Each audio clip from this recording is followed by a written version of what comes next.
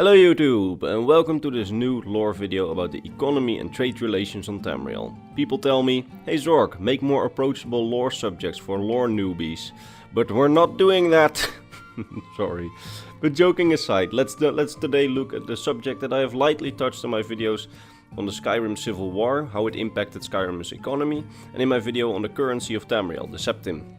I will be referencing to those videos sometimes in this video, so it would be helpful if you've seen them prior. If not, it's not a disaster, because I try to summarize some things.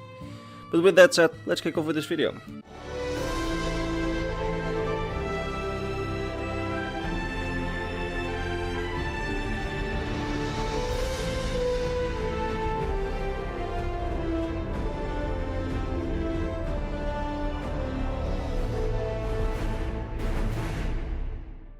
So, economics on Tamriel is quite a broad topic, so we have to make decisions about what kind of things that we will cover today.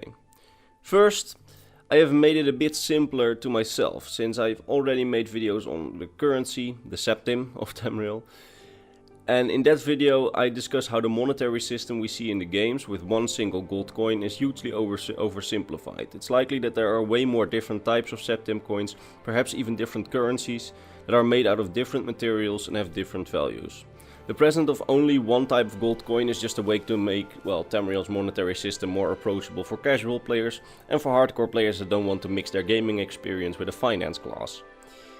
And if you want the full story on that, I really recommend watching the video on the Septim coins, as after that you will understand why I assume Tamriel's economy has a workable monetary system, since just one type of coin made out of solid gold isn't what I would call a workable system for an entire continent. But with that said, let's take a look at what we will be covering today. The main points that I wanted to talk about are the economic strength levels of the various actors on Tamriel and their interactions with each other when it comes to trade, especially trade relations. Now, while I will be talking mostly about the 4th era in that perspective, since we know the most things about the political relations and in turn also about trade relations of this age, I will also provide a bit of context on the previous relations in the past, but I feel like the economic situation during the 2nd era, with the fact that we have ESO as a reference point, would be better justified as a separate video on its own instead of a couple of sentences in this video. So, since the situation is so well different from the situation in the 4th era, I feel like it would better be its own video, rather than try to cram it into this already very long video. If you don't agree with that, well, sorry. I'm the boss. So, the current economic situation can mainly be interpreted from a couple of sources. First, the political relations, and second, this map that we have. This is the map that shows how trade relations around Tamriel are ordered, and we will give this map a good analysis later in the video. But first, let's talk a bit about trade relations in the past. You see, trade relations in the 3rd era, so in the Septim Empire, were, in my opinion, not all that interesting. All of Tamriel then belonged to the Empire, which is not only a political actor, but also a trade union between the provinces that presumably eliminated things like tariffs in the trade on the international level. Now, what I mean by trade is the large-scale trade as conducted by the East Empire Company, for example, who, as we know, work with tariffs in at least the 4th era, as is confirmed by Victoria Vici. Small-scale trade like the Khajiit caravans, which are basically off the record as far as we know, are not adapted into my definition of trade. The definition of trade I mean is large-scale, legal, on-the-record trade between nations. But of course partly through private companies, like the East Empire Company, which is partly private. So in my opinion, the period during the Septim Empire, as said before, isn't that interesting at all, as the entire union had free trade and goods were distributed in Tamriel in presumably the most efficient way possible without tariffs.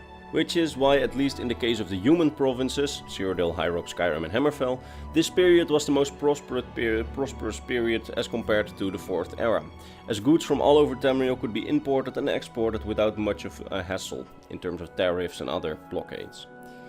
The only exception to that rule was basically Morrowind, which was largely autonomous, a province within the Empire, and had slightly different trade regulations than the other provinces during the Septim days due to them being incorporated in the Union by a slightly different treaty that would presumably bring different trade relations with the rest of Tamriel. We know that the empire that spanned all of Tamriel during this period had trade relations with Yokuda and several smaller islands that did not belong to Imperial territory but were around Tamriel, as we learn in Oblivion. But by large, Tamriel was self-sufficient, and probably these islands and Yokuda mostly traded with Tamriel and not really Tamriel with the islands, because Tamriel had largely everything it needed. Now, that came to a change in the 4th era, as multiple big political actors also started appearing on the world stage. We went from a unilateral system, with the Empire being the only great power, to essentially what is later a trilateral system, with 3 main actors on this world stage. The Empire, the Altmeri Dominion, and the often forgotten Black Marsh, which is, in terms of raw power, at least on par with the 2 big powers. Now, Hammerfell and perhaps Morrowind are also independent, however these are not great powers like the big 3. And Elsewhere is technically a client state and thus not part of the Dominion and the Sovereign State, but let's assume that as client states they are part of the Dominion Economic Union, just to make things a bit simpler for this video.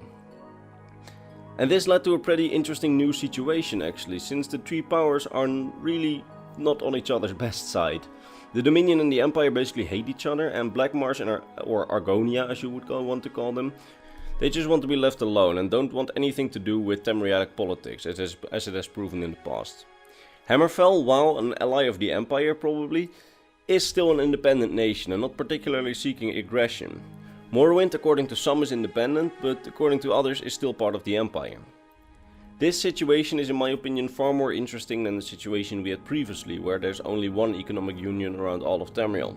Now we have several actors, and well, to see how they interact with each other, let's go back to the map, because the lore nerd in me finds this map absolutely amazing, as the information on it actually checks out with the lore that we have.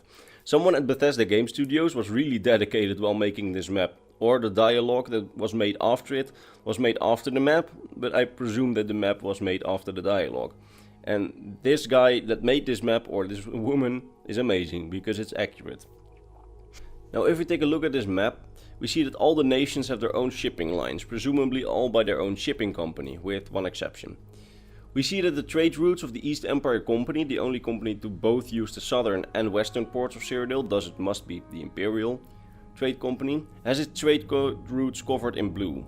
This pretty much checks out with the lore, as the blue lines make ports at all ports on Tamriel except for the ports on Somerset, as the East Empire Trading Company as of now has no trade relations with Somerset Isles. This is something that Vittoria Vici tells us at the Talmor Embassy party. Now, as you can see, blue lines are going to Valenwood and Elsewhere either way, but that's quite logical. Elsewhere is logical because it's actually a different political unit, however it's probably within the Altmeri Trade Union. But Valenwood is part of the Altmeri Dominion, in both the economic and political sense.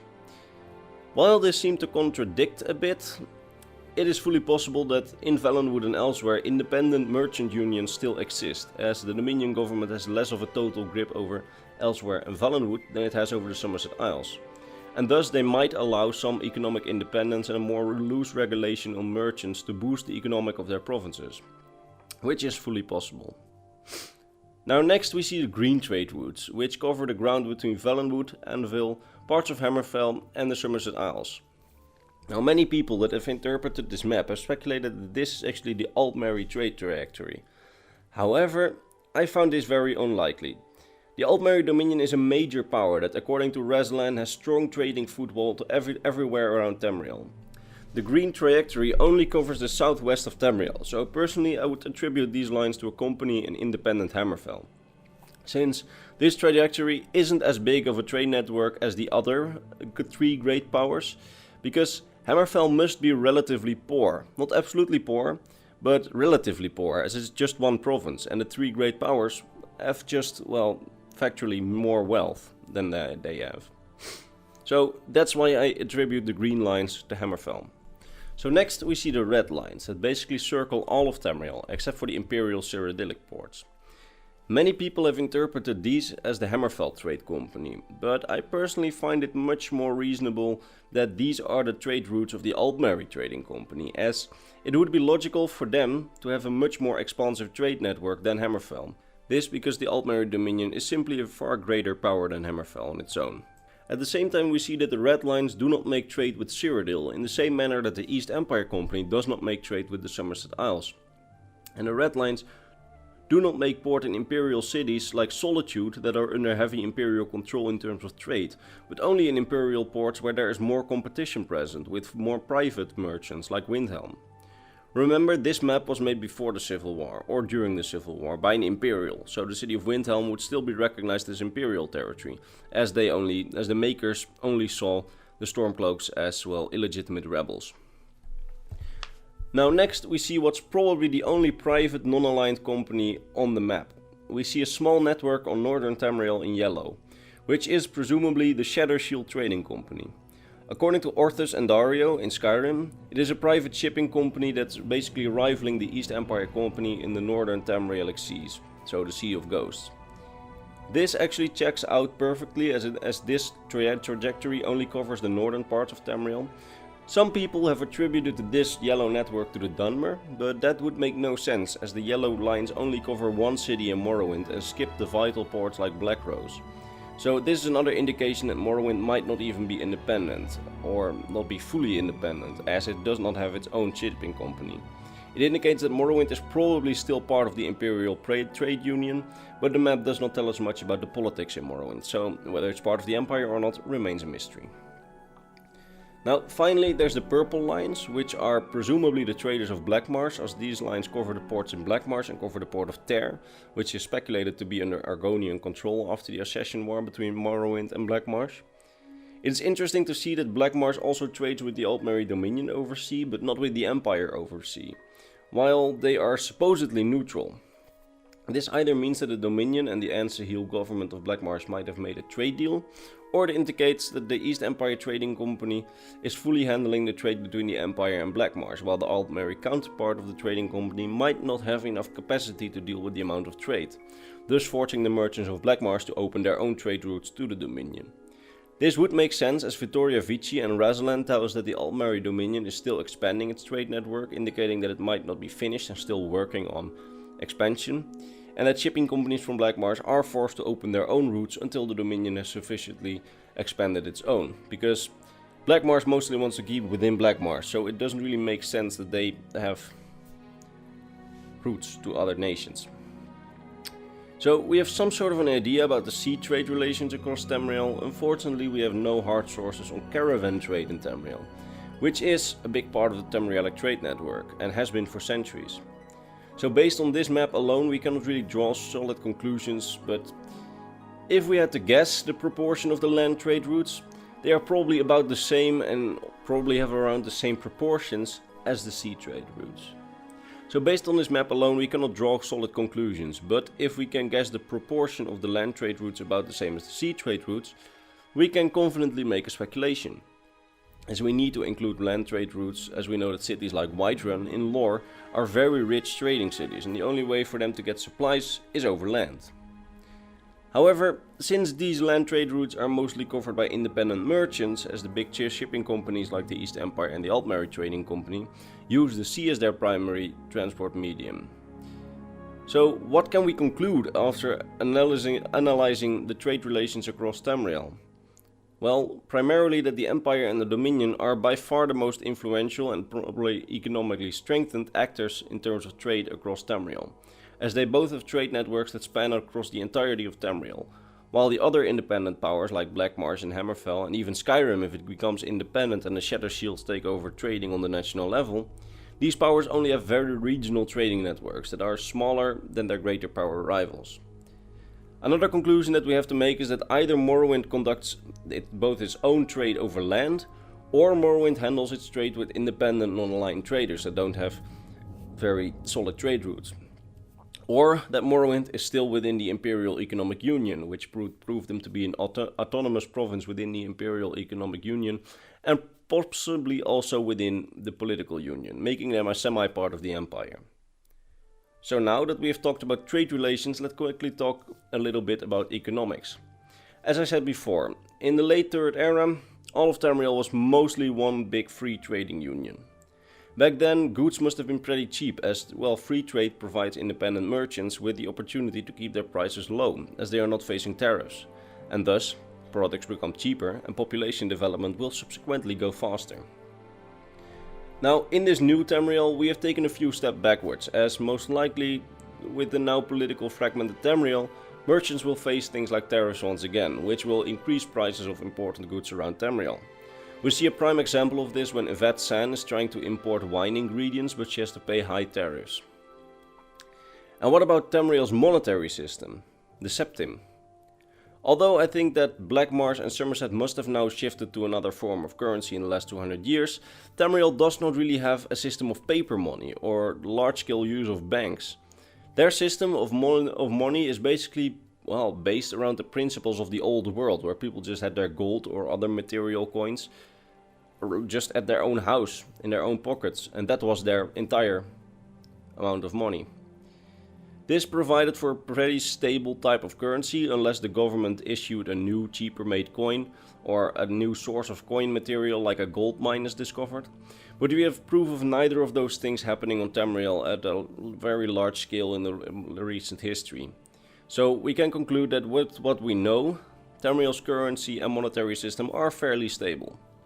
However, assuming that the other major powers like Blackmarsh and Altmerry Dominion have their own form of currency, that might mean some instability in the system.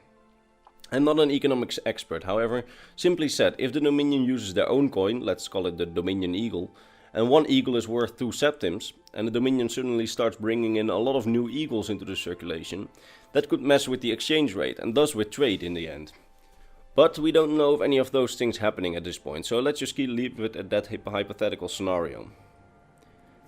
So that's the most that I can tell you about the subject. Now, I plan to do in the future, and don't pinpoint me on a date because I'm really bad at promising dates for things, but I plan to do a similar style video on both the Second Era economics in a similar fashion to this video, and I plan to do a video on which socio-economic system Tamriel uses, as we have not really talked about that here. However, I think that both those subjects deserve their own videos, as I can't really cram them in here, because otherwise this video would become too long, simply. So, with that said, I really hope you enjoyed this video. If you did, consider supporting the channel by subscribing, clicking the bell icon, or just liking the video. Commenting is always appreciated, some feedback, I always like it. And if you want to contact me, well, you can do it on Discord or Instagram. And if you want to support me in a more personal way, there's my Patreon, and you'll get your name at the end of every video and some cool Patreon content. And you get to be at live lore lectures. And with that said, I feel absolutely terrible because I've caught a cold. So, I'm going to bed. See you all later in the next lore video. Bye bye.